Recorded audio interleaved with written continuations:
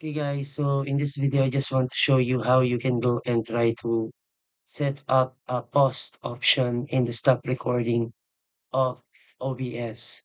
So you would see here, if I go to settings, output, and we can see that we have the recording quality as stream, and that's not going to allow you to have a pause option. So what we're going to do, I'm just going to stop this, and then I'm going to change the option from this recording quality. I'm going to change it to high quality. Okay, so now you can see that we now have the pause in our OBS. I just simply change the recording quality to high quality, medium file size, and that should be working for you.